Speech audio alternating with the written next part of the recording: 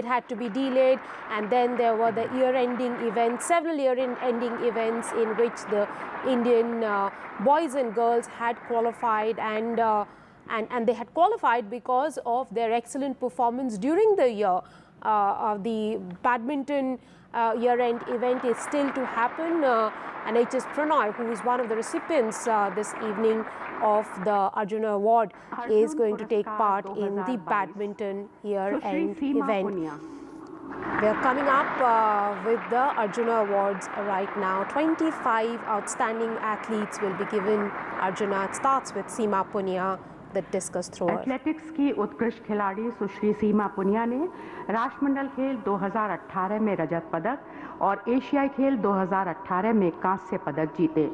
सुश्री सीमा पुनिया को उनकी उपलब्धियों को मान्यता प्रदान करते हुए वर्ष 2022 के लिए अर्जुन पुरस्कार से सम्मानित किया जाता है। सुश्री सीमा पुनिया।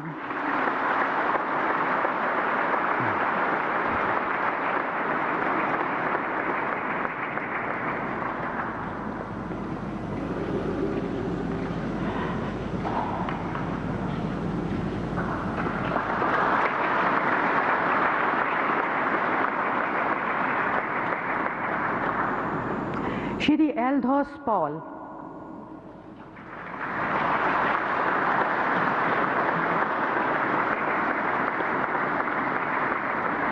एथलेटिक्स के सर्वाधिक उत्कृष्ट खिलाड़ियों में से एक श्री एल्धोस पॉल ने राष्ट्रमंडल खेल 2022 में स्वर्ण पदक जीता। श्री एल्धोस पॉल को एथलेटिक्स में उनकी उपलब्धियों को मान्यता प्रदान करते हुए वर्ष 2022 के लिए अर्जुन पुरस्कार से सम्मानित किया जाता है। श्री एल्धोस पॉल।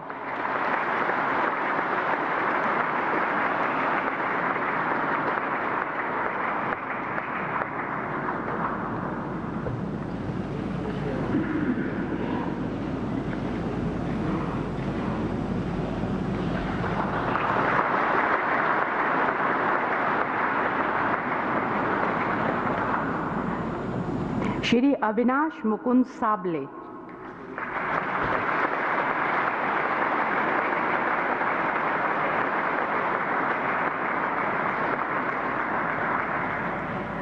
एथलेटिक्स के उत्कृष्ट खिलाड़ी श्री अविनाश मुकुंद साबले ने राष्ट्रमंडल खेल 2022 पुरुषों की 3000 मीटर स्टीपल चेज में रजत पदक, एशिया चैंपियनशिप 2019 पुरुषों की 3000 मीटर स्टीपल चेज में रजत पदक जीते। श्री अविनाश मुकुंद साबले को एथलेटिक्स में उनकी उपलब्धियों को देखते हुए वर्ष 2022 के लिए अर्जुन पुरस्कार से सम्मानित किया जाता है। श्री अविनाश मुकुंद साबले।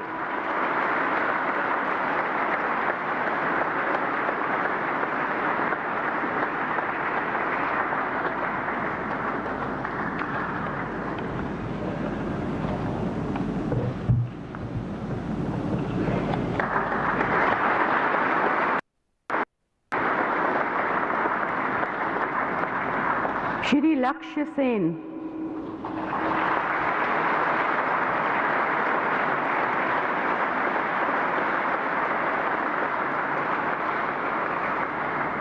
बैडमिंटन के उत्कृष्ट खिलाड़ी श्री लक्ष्य सेन ने राष्ट्रमंडल खेल 2022 एकल स्पर्धा में स्वर्ण पदक, राष्ट्रमंडल खेल 2022 टीम में रजत पदक, विश्व चैंपियनशिप 2021 और एशिया टीम चैंपियनशिप 2020 में कांस्य पदक जीते।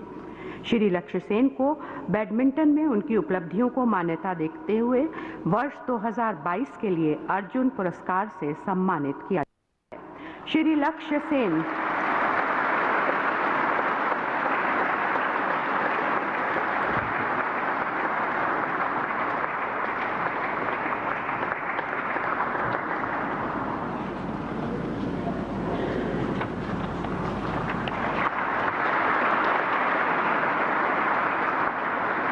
श्री प्रणय एच.एस.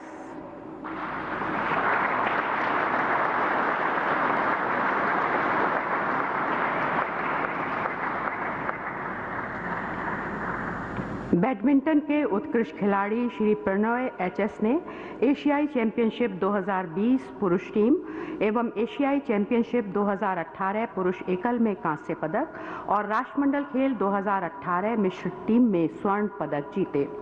श्री प्रणव एचएस को बैडमिंटन में उनकी उपलब्धियों को मान्यता प्रदान करते हुए वर्ष 2022 के लिए अर्जुन पुरस्कार से सम्मानित किया जाता है। श्री प्रणव एचएस।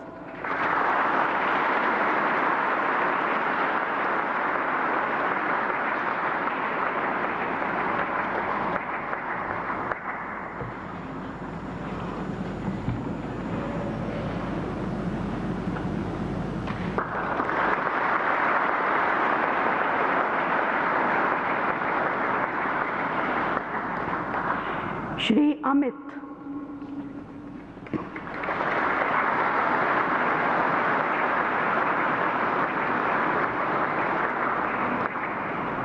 उत्कृष्ट मुक्केबाज श्री अमित ने राष्ट्रमंडल खेल 2022 में स्वर्ण पदक, एशियाई चैंपियनशिप 2021 में रजत पदक, विश्व चैंपियनशिप 2019 में रजत पदक, एशियाई चैंपियनशिप 2019 में स्वर्ण पदक, एशियाई खेलों 2018 में स्वर्ण पदक और राष्ट्रमंडल खेल 2018 में रजत पदक जीते। श्री अमित को उनकी उत्कृष्ट उपलब्धियों को मान्यता प्रदान करते हुए वर्ष 2022 के लिए अर्जुन पुरस्कार से सम्मानित किया जाता है। श्री अमित।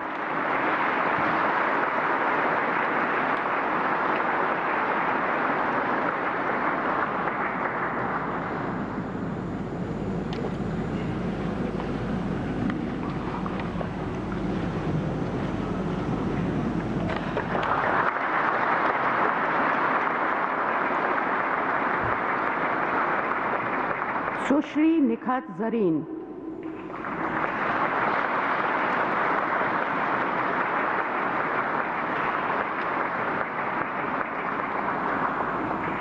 उत्कृष्ट मुक्केबाज सुश्री निखत जरीन ने विश्व चैंपियनशिप 2022 एवं राष्ट्रमंडल खेल 2022 में स्वर्ण पदक और एशियाई चैंपियनशिप 2019 में कांस्य पदक जीते। सुश्री निखत जरीन को मुक्केबाजी में उनकी उपलब्धियों को मान्यता प्रदान करते हुए वर्ष 2022 के लिए अर्जुन पुरस्कार से सम्मानित किया जाता है। सुश्री निखत जरीन।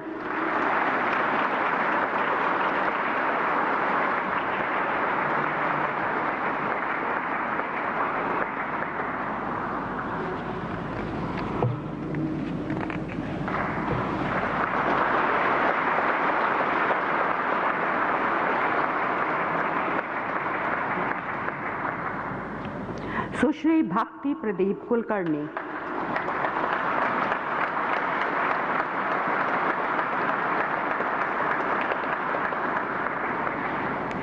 शतरंज की उत्कृष्ट खिलाड़ी सुश्री भक्ति प्रदीप कुलकर्णी ने विश्व चैंपियनशिप 2021 में रजत पदक टीम और राष्ट्रमंडल चैंपियनशिप 2019 में कांस्य पदक एकल जीते।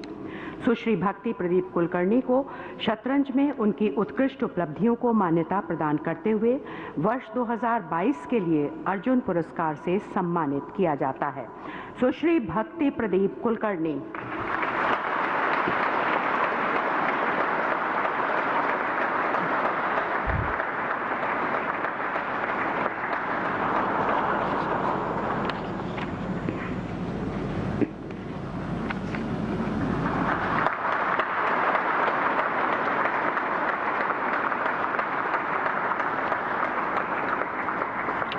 श्री आर प्रज्ञानंदा।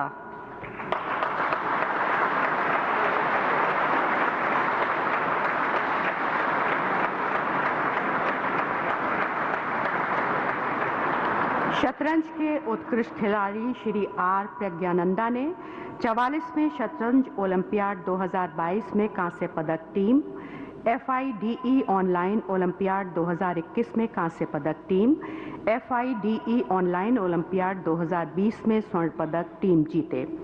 श्री आर प्रज्ञानंदा को शतरंज में उनकी उपलब्धियों को मान्यता देते हुए वर्ष 2022 के लिए अर्जुन पुरस्कार से सम्मानित किया जाता है।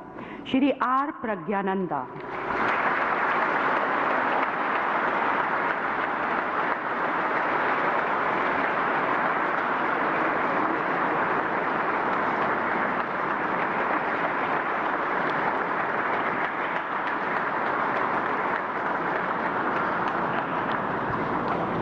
सुश्री सुशीला देवी।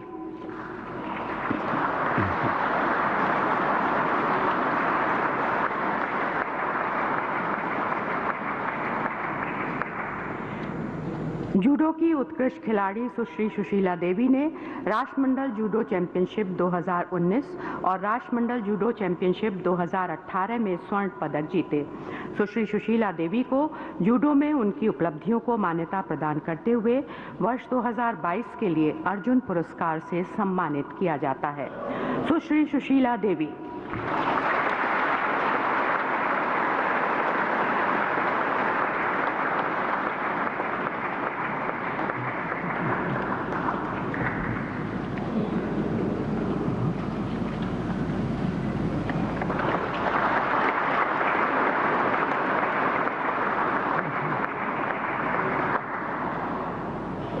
सुश्री साक्षी कुमारी।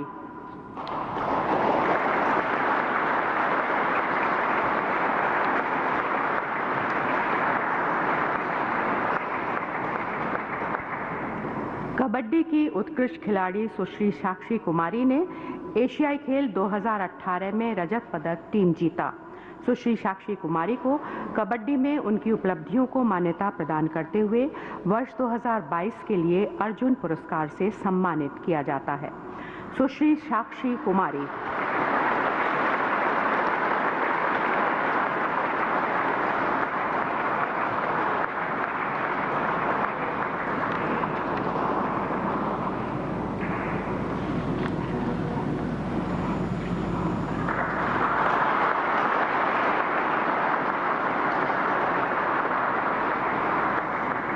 सुश्री नयन मोनी साइकिया।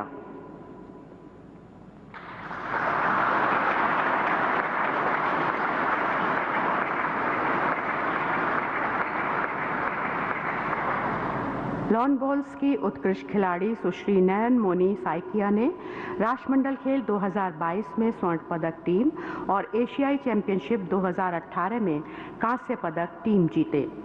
सुश्री नयन मोनी साइकिया को लॉन बाउल्स में उनकी उत्कृष्ट उपलब्धियों को मान्यता प्रदान करते हुए वर्ष 2022 के लिए अर्जुन पुरस्कार से सम्मानित किया जाता है। सुश्री नयन मोनी साइकिया।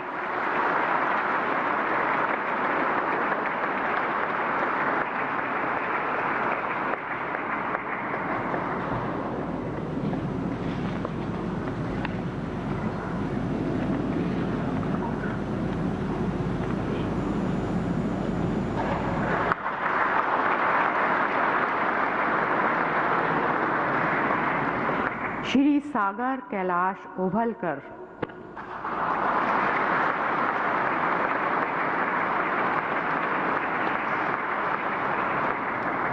मलखंभ के उत्कृष्ट खिलाड़ी श्री सागर कैलाश ओभलकर ने विश्व चैंपियनशिप 2019 में पोल मलखंभ लॉन्ग सेट, विश्व चैंपियनशिप 2019 में पोल मलखंभ स्मॉल सेट एवं विश्व चैंपियनशिप 2019 में रोप मलखंभ लॉन्ग सेट में स्वर्ण पदक, विश्व चैंपियनशिप 2019 में रोप मलखंभ स्मॉल सेट और विश्व चैंपियनशिप 2019 में एकल चैंपियनशिप में रजत पदक जीते। श्री सागर कैलाश ओभलकर को मलखंभ में उनकी उत्कृष्ट उपलब्धियों को मान्यता प्रदान करते हुए वर्ष 2022 के लिए अर्जुन पुरस्कार से सम्मानित किया जाता है। श्री सागर कैलाश ओभलकर।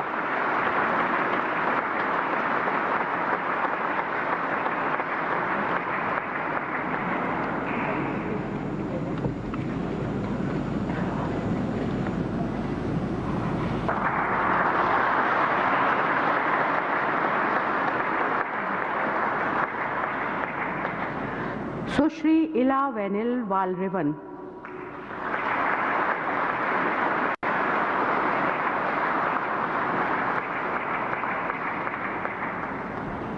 उत्कृष्ट निशानेबाजों में से एक सुश्री इला वेनिल वालरिवन ने ISSF विश्व कप फाइनल चीन 2019 10 मीटर एयर राइफल एकल में स्वर्ण पदक, 14वीं एशियाई निशानेबाजी championship Doha 2019 10 metre air rifle team महिला में रजत पदक, 12वीं एशियाई airgun championship Taiwan 2019 10 metre air rifle एकल महिला में स्वर्ण पदक, 12वीं एशियाई airgun championship Taiwan 2019 10 metre air rifle team महिला में स्वर्ण पदक और 12वीं एशियाई airgun championship Taiwan 2019 10 metre air rifle मिश्रित टीम में रजत पदक जीते।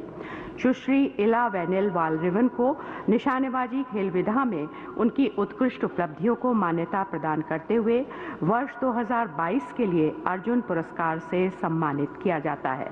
सुश्री इला वैनिल वालरिवन। Several big winners from the Commonwealth Games this year have been given the Arjuna Award. Of course, Achanta Sharat Kamal getting the Khel Ratna here is the only Khel Ratna recipient for the year 2022. 25 excellent top-ranked sports persons will get Arjuna this year.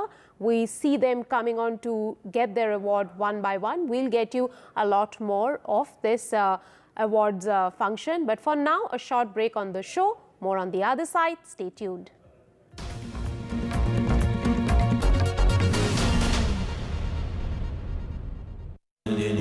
Amazon match off रुकावट के लिए खेद है meeting on a game off. What's going on? Switch to Airtel Extreme Fiber. Super fast speed. हर कोने में हर पल पूरी family के लिए. Everybody's on.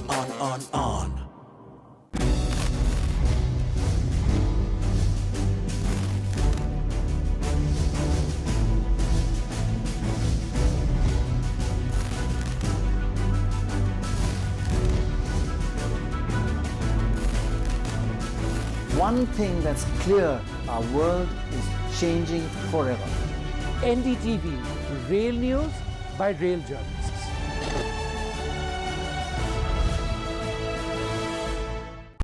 Legacy is often seen as a burden of expectations. It comes with its own set of challenges. The challenge to take it forward, challenge to reimagine, challenge to be in the present, and also challenge to think about the future. What accountability are you talking about? As long as the core values and principles remain uncompromised. Debates are essential not just for journalism but for humanity. It ignites our mind, opens it up for counter-opinion.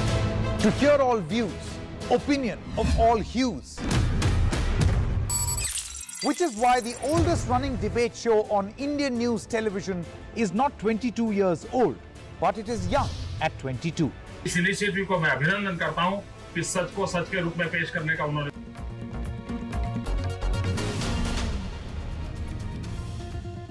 Welcome back. News now. Violence which is coming in from Punjab. These are images from Sangrur, where the Mazdoor Sangathan has held protests outside. They've been holding protests over their demands. Police lathi charge has taken place to disperse this crowd. Let's listen in to what some of the reactions are.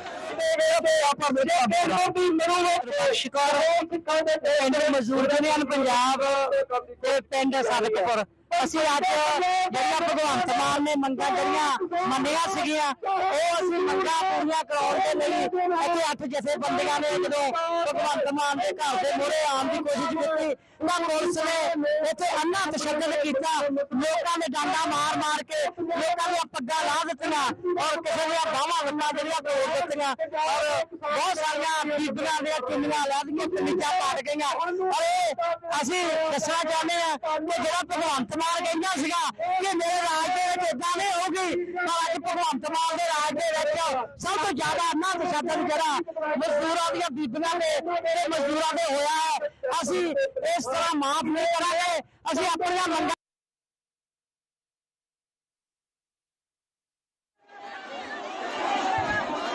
Taking place outside the residence of Bhagwant Mann, the Chief Minister. These are protests by the Mazdoor Sangathan.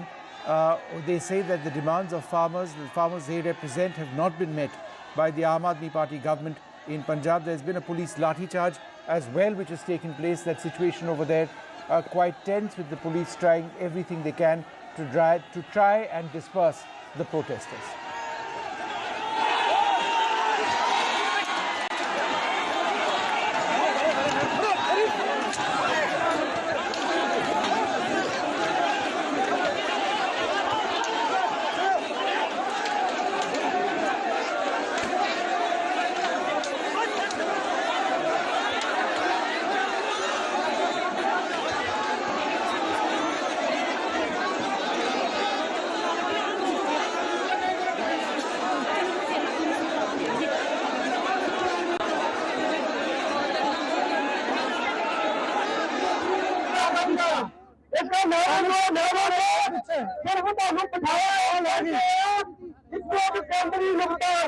ਮੰਗ ਪੱਤਰ ਦੇਣ ਤੋਂ ਬਾਅਦ ਅੱਜ ਪੰਜਾਬ ਦਾ ਲਾਣੇਦਾਰ ਬਣਿਆ ਤੂੰ ਪੰਜਾਬ ਦਾ ਲਾਣੇਦਾਰ ਇਸ ਕਰਕੇ ਹੁਣ ਆਏ ਨੇ ਲੋਕ ਇਸ ਕਰਕੇ ਜਦੋਂ ਲੋਕਾਂ ਨੇ ਤੈਅ ਕੀਤਾ ਕਿ ਅਸੀਂ ਕੋਠੀ ਦਾ ਕੁੰਡਾ ਖੜਕਾਉਣਾ ਤਾਂ ਤੇਰੀਆਂ ਪੁਲਿਸ ਦੀਆਂ ਹੇੜਾਂ ਨੇ ਜਿਹੜੀਆਂ ਤੂੰ ਕੋਠੀ ਦੇ ਅੱਗੇ ਬੈਰੀਕੇਡ ਲਾ ਕੇ ਖੜੇ ਕਰਦੇ ਆ ਪਰ ਨਹੀਂ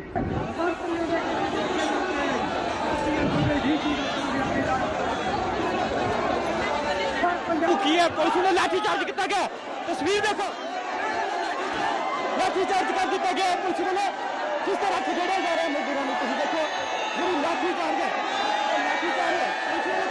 In fresh footage which is now coming in from Sangrur of these absolutely crazy scenes outside Chief Minister Bhagwant Man's house. These are protests by farmers which are taking place. The Mazdoor Sangathan representing farmers holding protests outside Bhagwant Man's home in Sangrur, claiming that the demands made by farmers have not been met. We are trying to get reactions and more details on this, but this situation progressively spiraling out of it appears has been spiraling out of control.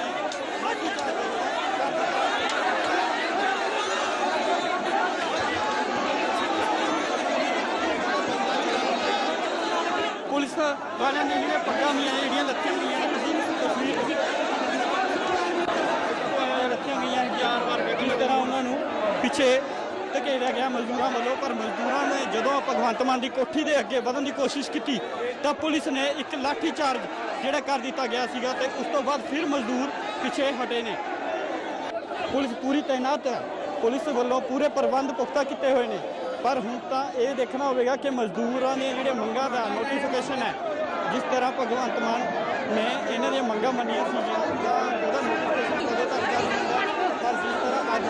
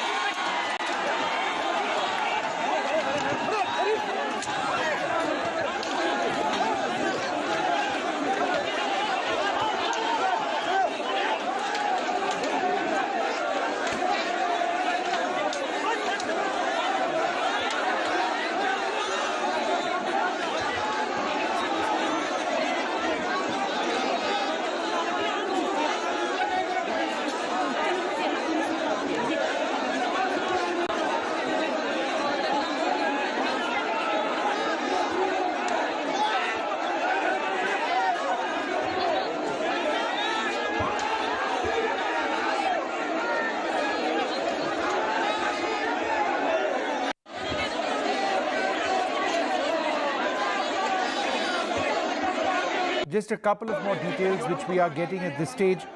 These protesters, this was a planned protest outside Punjab Chief Minister Bhagwant Man's residence in Sangrur. The organizers have been demanding action over various grievances related to reservation and land ownership and leadership posts in village cooperative societies. The demonstration is drawing hundreds of participants, that's quite clear. There was an effort earlier on, this was known that these protests would take place. There was an effort to tighten security near Bhagwant Man's residence, but there was a worry that clashes could take place. Indeed, these clashes have been taking place. I noticed men and women protesters over there, with some lathi charges having already taken place by the police. This was preceded by a march along a roadway, along a highway, which resulted in localized transport disturbances in the area. There were concerns about the need for road closures and or traffic diversions in the vicinity. So all of this was being done by the police, or was something that they actually knew about. So this is a developing situation in Sangrur at this stage. outside Bhagwant Man's residence.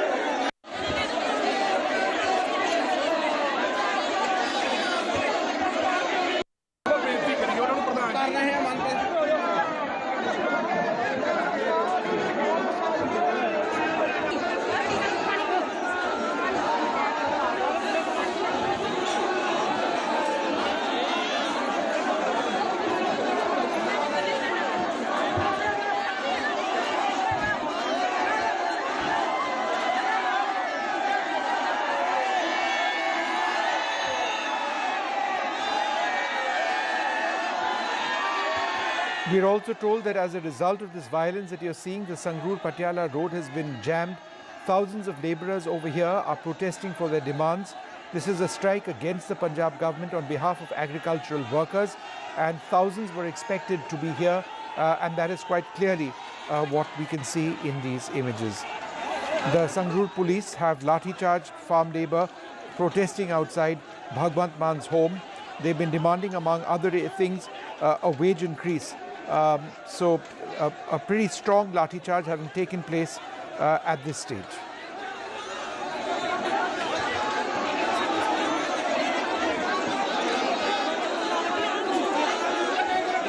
They are specifically seeking, according to some reports, is a hike in daily wages to 700 rupees and an implementation of a plot scheme which they'd wanted for a while, and other demands of agricultural labourers.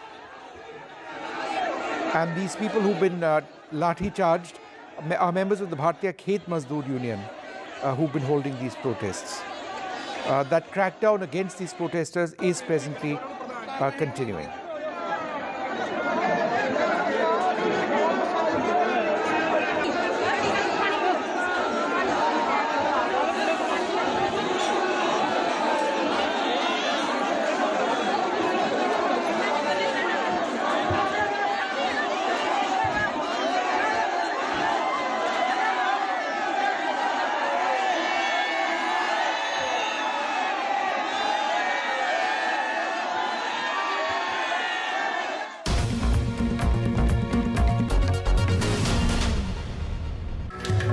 On match off रुकावट के लिए खेद है meeting on a game of What's going on? Switch to Airtel Extreme Fiber. Super fast speed. हर कोने में हर पल. पूरी family के लिए. everybody's on.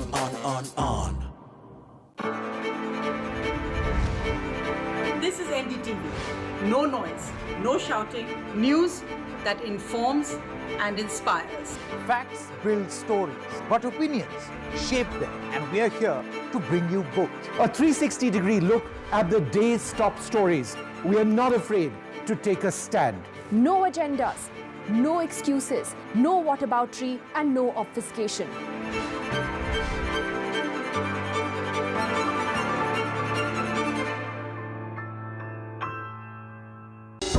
The show where the country speaks its mind. This is a first step in the direction of giving women at least a fighting chance. This is all wishful thinking. Today also you see 23% of our girls are married off before 18. Your mirror to what India thinks. Everybody had that second thought, how could you be in fashion because you don't look like a person in fashion? And that for me needed to change.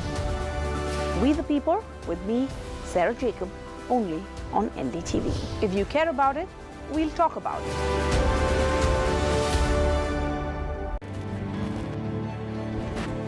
As early as possible, a 9-judge bench should determine. The court can say the judgment will apply prospectively. There's no question of framing another question. Fake currencies did not come back. With great respect, no, it doesn't work that way. To some extent, it's theoretical in nature, but let's look at the facts of the petitioner. This is NDTV. No noise, no shouting, and most importantly, no lies. Our lead story tonight. Big international story India is closely watching.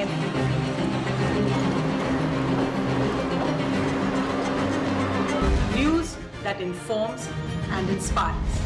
The News with Sonia Singh, Monday to Friday at 8 p.m. only on NDTV 24/7. The only side we're on is yours. Class on, match off, रुकावट के लिए खेद है, meeting on, a game off. What's going on? Switch to Airtel Extreme Fiber. Super fast speed. हर कोने में हर पल. पूरी family के लिए. Everybody's on.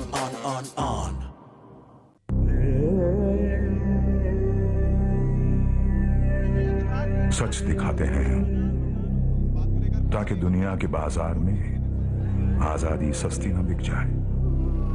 कुर्सी पे बैठने वालों को जमीन की अहमियत याद रहे.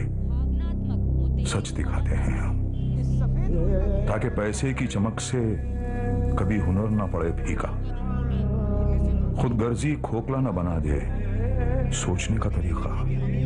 सच दिखाते हैं हम ताकि अच्छे विचार और आदर्श बस किताबी बातें ना रह जाएं. चुनौतियां काफी ज्यादा हैं, बड़ी चुनौतियां हैं. एक बेहतर कल चाहते हैं हम, इसलिए सच दिखाते हैं हम. NDTV इंडिया, जुबान पे सच, दिल में India. Cross the distance between darkness and vision. Teach a generation that has lost all hope. Treat a patient from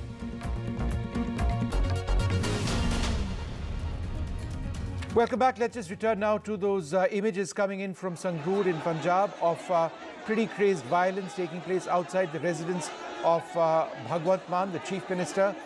These are protests which have been taking place by farmers.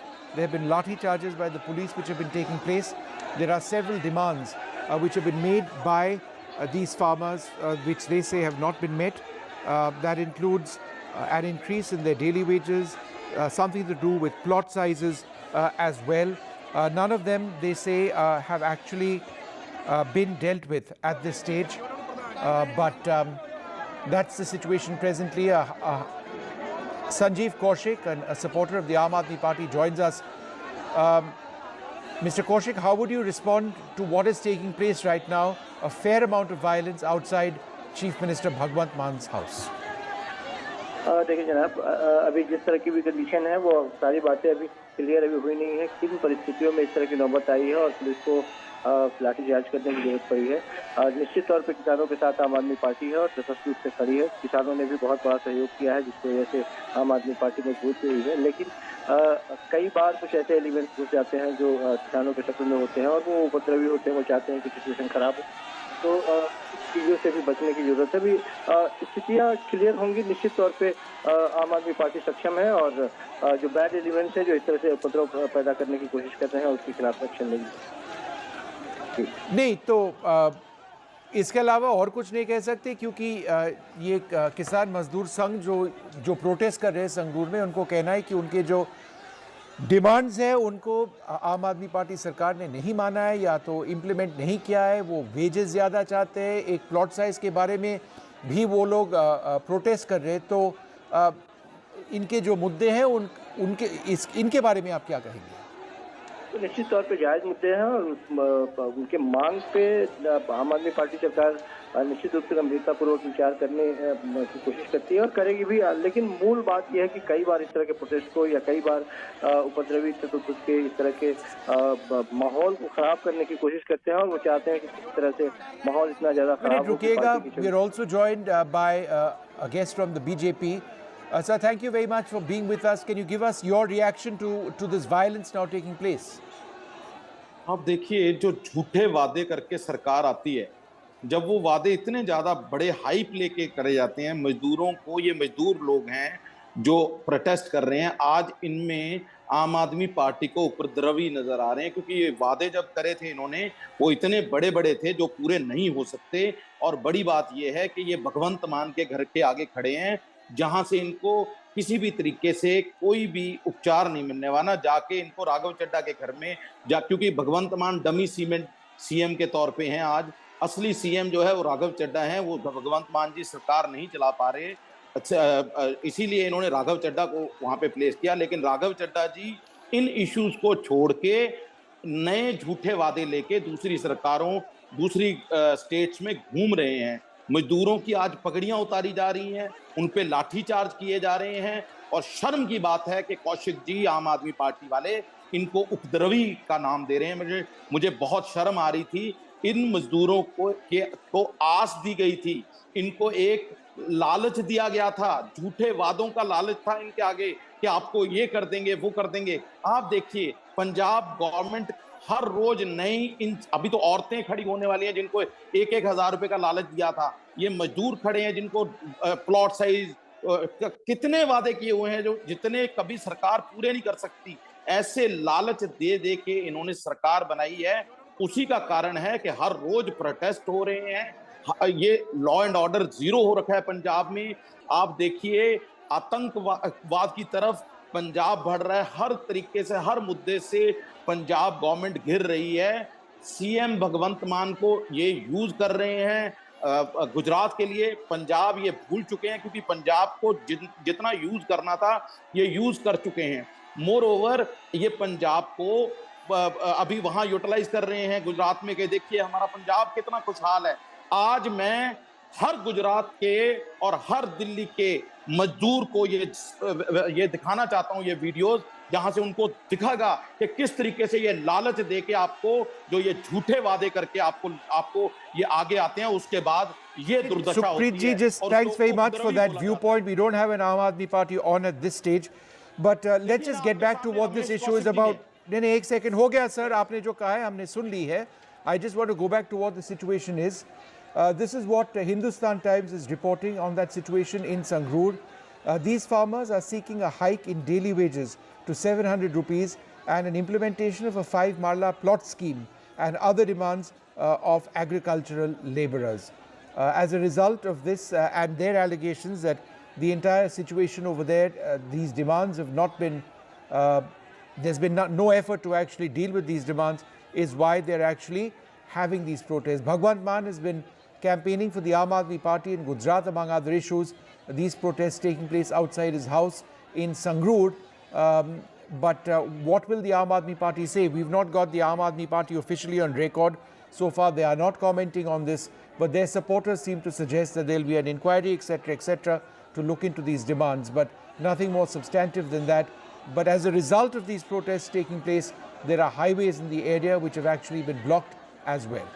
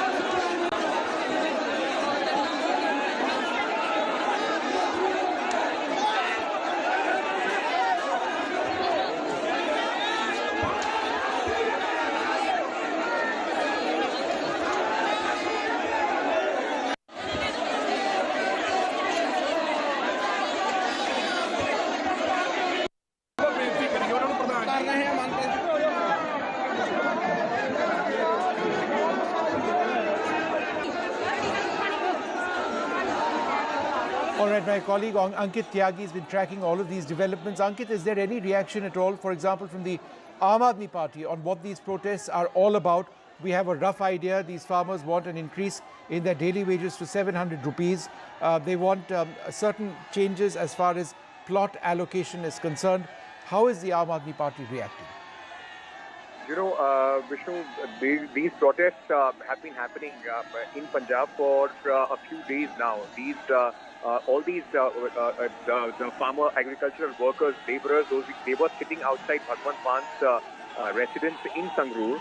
Now they were demanding an increase in the daily wages to 700 rupees. They say that this was something that the Aam Aadmi Party and the government of Punjab had promised when they had come to power. They said that they would relook into the daily wages as far as these farmers are concerned.